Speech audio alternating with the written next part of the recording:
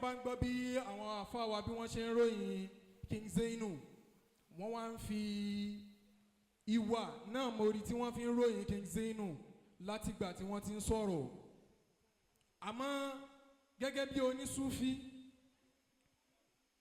ojú tí àwọn èèyàn fi ń ya àwòrán àwọn onísúfí lénìí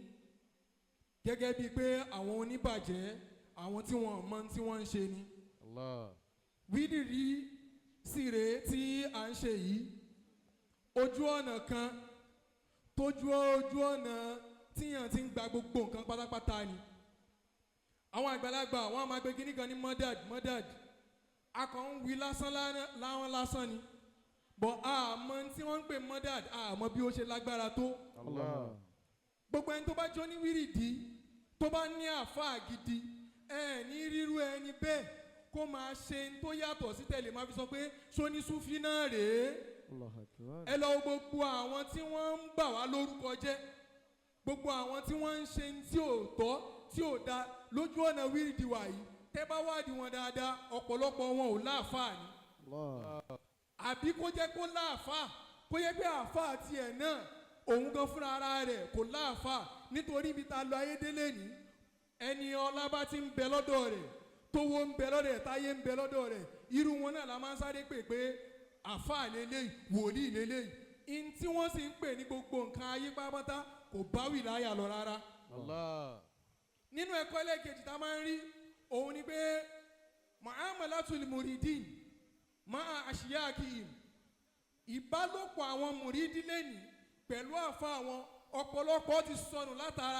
látara bóyá wípé Ọlọ́run gbé ọlá sọ́dọ̀ tiẹ̀ tí ò gbé sọ́dọ̀ ṣéwù rẹ̀ bẹ́ẹ̀ sì rèé Al-Qur'ani sọ nínú Suratu Talaq kí ló wí askinihunna min aisu sakantum min wujdikum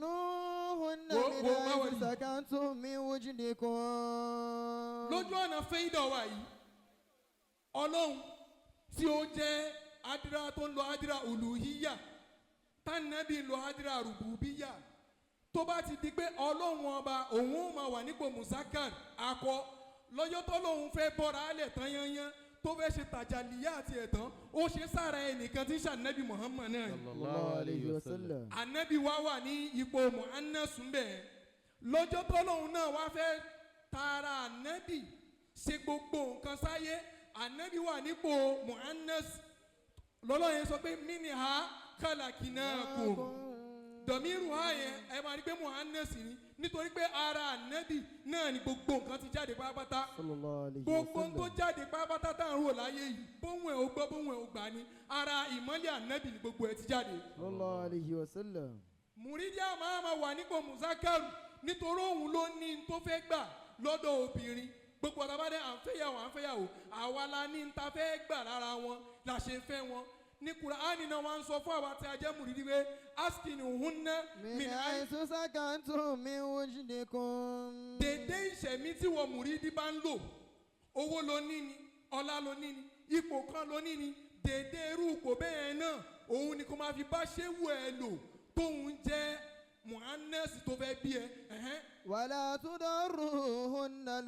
litudayyiqu alayhinna. o gbọ́dọ̀ fi ipò ọlá tó wà yẹn o gbọ́dọ̀ fi ní ṣéwù lára tí ṣéwù wọn máa wò pé ṣé nítorí owó tí mùrídìí ní tí Ọlọ́run ò gbé sọ́dọ̀ tèmi sóhun náà ló fi ń gùn mí gàràgàrà. Allahu akbar. ولا تضاروهن لتضيقوا عليهن وإن كن أولات حمل فأنفقوا عليهن. وإن كن أولات حمل tó bá wá di pé ọ̀rọ̀ tẹ́rbíyà pa wá àti ṣé ń wúpọ̀ àbí ọ̀rọ̀ tẹ́rkíyà kan ló pa wá àti ṣé ń wúpọ̀ tó lóyún ọ̀rọ̀ sínú tó fẹ́ bá ẹ sọ àbí wọn náà ló ń wà kankan lọ́dọ̀ ṣé wù ẹni fatuhunna ujurahunna àbí kí ló wí. فأنفقوا عليهن حتى يضعن حملهن. máa ná fún máa ṣe adìyà fún ṣéwù bẹ́ẹ̀ títí tó yẹ pé in tó pa yín pọ̀ tó wá ẹ títí tí ó fi bọ́ ẹ̀wù rẹ̀ tí ń ṣe tàjàlíyà àti tí ó fi bọ́ sí wọn náà lára. فإن أرضان لكم فآتوهن أجورهن. ọjọ́ tí ṣéwù ẹ̀ bá ti wá ń bọ́ dédé tí ń bẹ lọ́dọ̀ rẹ̀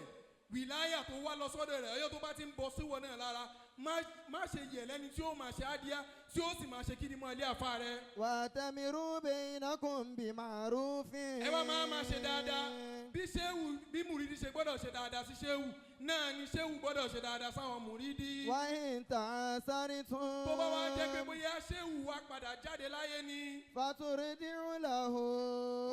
ukhra. ó wà á bọ́ sọ́dọ̀ kàlífà irú ẹni tó jẹ́ ṣéwù bẹ́ẹ̀ nítorí pé láyé lẹ́ni tí ṣéwù míì máa jàlá láti ọyọ́ tó bá ti lè bọ́ṣọ tí wọ́n ń pè ní aṣọ táyé yìí tó ṣe tàjálì rẹ̀ ọ̀pọ̀lọpọ̀ èèyàn òun ni ò kí ń padà sílé àfa rẹ̀ mọ́ bí alátara wípé ó ń fojú wo kàlífà lé wọn pé ṣèbí ẹgbẹ́ náà jọ ni wá ni. Allahu Akbar. nínú tó sì jẹ́ kí ọ̀pọ̀lọpọ̀ mùrídì tó sọnù lára àwọn ṣéwù nìyẹn. mo wo fídíò àwọn bàbá wa Khalifatul Kafi lọ́yọ́ tí wọ́n gbé kàlífà ṣe Muhammad al-Awwal wa wọ́n wá ń sọnù fídíò yẹn pé tẹ bá rí kùbùrà tó kún lẹ́nì kò déédéé kún o nítorí mùrídì mi mọ̀ pé kàlífà ń bọ̀ ní záwí ṣe kún báyìí bẹ́ẹ̀ sì rèé ṣéwù ló bọ́ sọ́lẹ̀ ẹni tó jẹ́ kàlífà rẹ̀ náà òun náà ka oṣó nítorí pé n tó máa fi mọ̀ ni pé Ọlọ́run sọ fún wa nínú alukuran ni pé wa ma Muhammadun illa rasulun qad khalat min qablihi rusul afa in mata aw qutila inqalabtum ala tó bá yẹ pé aqabikum. ó kú ni àbí wọ́n pa ni Ọlọ́run pé má torí pé toró ti kú yẹn sẹ́lòmíì ò sí nípò yẹn ni ẹlòmíì náà bọ́ sí irúpò yẹn àwa tí a wá jẹ́ ẹlẹ́gbẹ́ Zakirun náà lẹ́nu èmi máa ń sọ dáadáa o ẹ foríjì mi ni o ìwọ Zakiru tó bá wà tó bá láàfà gbàgbé Zakiru ni ẹ àmọ́ ò kì í ṣe Zakiru àkíkí nítorí pé Maulana Sheikh Alhaji Ibrahim Inyass wa huwa Zakirul Akbar Zakiru tó ga ju gbogbo Zakiru lọ ní Sheikh Ibrahim ẹlòmíì sọnù lára risala Sheikh Ibrahim lóòótọ́ wọn sọ pé Taysirul Wusul òun ni Sheikh Ibrahim mú wá fún wa bẹ́ẹ̀ ni àmọ́ tí Sheikh Ibrahim mú wá fún wa gangan Mahabbatur Rasul gbogbo tí Sheikh Ibrahim fún lògbèsè ayé ìfẹ́ ànábì Muhammad sallallahu alayhi wa sallam. lóye jẹ́ pé tábà wo gbèsè ayé Sheikh Ibrahim fúnra rẹ̀ náà Sheikh Ibrahim náà láàfáà agbọ́ kí bàbá tó bí wọn àfáà wọn ni tí wọ́n bá ń ka sílísílà Sheikh Ibrahim wọ́n kà á wọ́n ní Ahmadu Lawi Ahmadu Sukairaji Alita Masini Sheikh Ahmad Tijani wa Sayyidul Wujudi Muhammad sallallahu alayhi wa sallam. má jẹ́ àpárá rẹ ọjọ́ tó bá pera rẹ lóní wírìdì tàjọ́ ń ṣe yìí tó pera rẹ lóní súfì tàjọ́ ń ṣe yìí nǹkan mẹ́ta náà níṣẹ́ wa istighfaru asalatu fa nabi la ilaha illallah tó o bá máa ṣe má pera rẹ lóní súfì o tó bá wá ń ṣe tó láàfà bí King Zaynu ṣe láàfà yìí má pera rẹ lóní súfì o subhana rabbika rabbil izzati amma yasifun wasalaamu ala al-mursalin walhamdulillahi rabbil alamin. ọlọ́run má ṣe jẹ́ kí á rí àwọn àgbàlagbà pé àwọn tó ń ṣàfihàn wọn ti bízì níjókòó yìí ẹ bá ń ṣe amínà dáadáa